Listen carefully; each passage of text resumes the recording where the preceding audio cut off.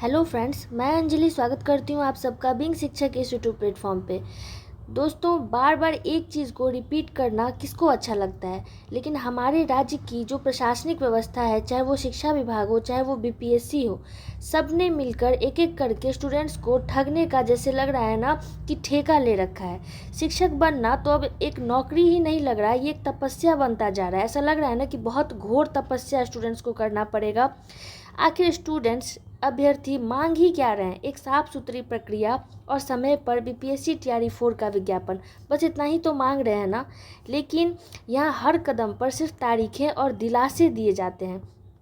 हमें ना शिक्षा विभाग पर भरोसा था, जो भी स्टूडेंट्स हैं उनको शिक्षा विभाग पर भी भरोसा नहीं था, और ना ही किसी नेता के वादों पर, क्योंकि जो शिक्षा मंत्री थे, चाहे वो नीतीश कुमार ही क्यों ना हो मुख्यमंत्री, सब ने कहा था कि टीआरई 4 का विज्ञापन समय से आएगा, लेकिन अभी तक नोटिफिकेशन की कोई बात नहीं है। एक उम्मीद की किरण जगी थी 16 अप्रैल 2026 को, जब बिहार लोक सेवा आयोग, जो कि एक संवैधानिक संस्था है जिस पर लाखों शिक्षक अभ्यर्थियों ने आंख बंद करके भरोसा किया था, उन्होंने 16 अप्रैल को पॉडकास्ट के जरिए ये बताया था कि टीआरई 4 का नोटिफिकेशन 3 से 4 दिनों में वे रिलीज़ कर देंगे। और साथ ही विज्ञापन आने के बाद 26 अप्रैल से, जी हाँ दोस्तों, 26 अप्रैल से टीआरई 4 का फॉर्म जो है वो भरवाना स्टार्ट हो जाएगा। ये जो बीपीएससी के सचिव हैं, इन्होंने आकर, परीक्षा नियंत्रक हैं, उन्होंने आकर पॉडकास्ट के जरिए ये स्टूडेंट्स को बताया था। और उस दिन स्टूडेंट्स के चेहरे पर एक अलग ही मुस्कान थी। उन्हें लगा था कि भले कोई नेता झूठ बोल सकता है, कोई भी झूठ बोल सकता है, लेकिन जो बीपीएससी के परीक्षा नियंत्रक महोदय हैं, वो कभी भी ऐसा स्टूडेंट के साथ मजाक नहीं करेंगे। 16 अप्रैल को उन्होंने कहा था कि 3 से 4 दिनों में विज्ञापन आएगा, और आज 23 अप्रैल है और अभी तक नोटिफिकेशन की कोई बात नहीं है। और साथ ही इन्होंने कहा था कि 26 अप्रैल से फॉर्म भराना भी स्टार्ट हो जाएगा।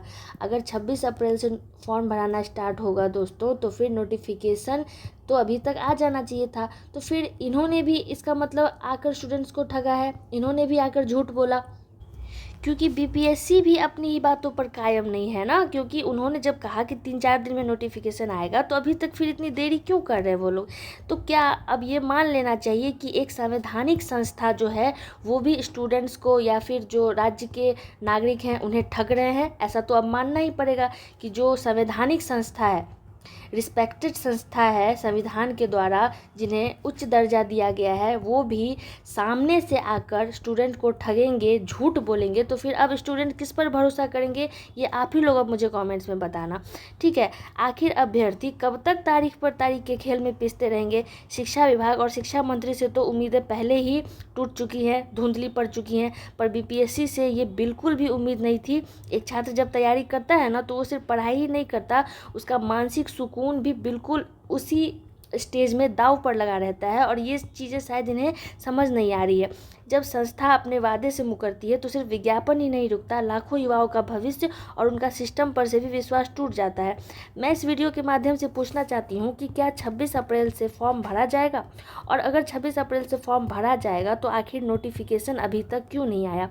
या फिर ये भी एक आंदोलन को रोकने की साजिश है?